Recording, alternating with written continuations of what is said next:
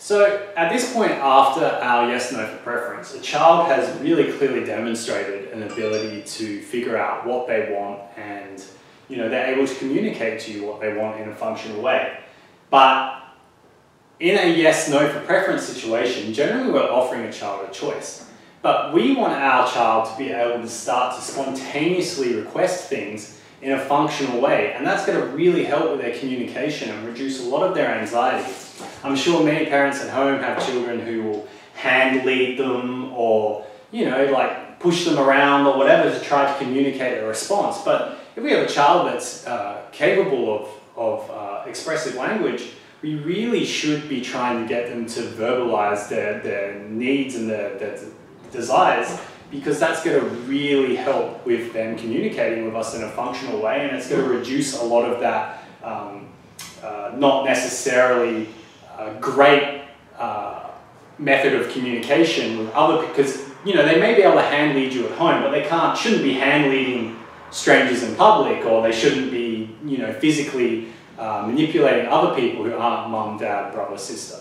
So when we first start doing this, we're going to use all objects that we want, that the child really wants. So, things that the child really wants to request. And you should know what these are. They're around the house. I'm sure your kids are requesting certain things on a regular basis. So we're going to have, Sheldon loves this ball and she loves the spinner. So there's two things that she really wants here. So there's not a lot of room for her to go wrong because she really likes both of these things. So I'm essentially just going to say to Shoulder, what do you want? Ball. She gets the ball. She has a reinforcement time with the ball. Now, you'll notice in these last couple of tasks we've gone over, the token strip has kind of been put to the side for now. And that's because the reinforcement of receiving the object she's just requested, it kind of has to be one-to-one, but it's very important to develop these skills. Now, if she cannot yet verbalize ball, remember we've talked about how we can prompt that, we can help shape the word ball with her. But if she has two objects that she starts with and she likes them both a lot, she can't really go wrong. So maybe she says ball or spinner or whatever, it's fine. Or even indicates and then you can shape up the sounds. Yeah. So with a totally non-expressive child, you can deliver this drill in a way that doesn't require any speech. So it's like, Sheldon, what do you want? She gets the ball. So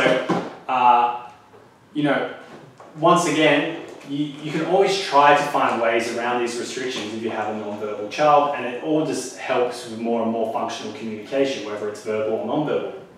Now, once a kid's really good at that, we want to move into a situation where they can get it wrong, so they can request something that they're not actually sure of. So let's pretend that this isn't a token for a moment. Let's pretend it's actually just a 20-cent piece, like it really is. But we know that Sheldon knows the word coin really, really well, but she's not that into coins. She's definitely not as into coins as she is the ball.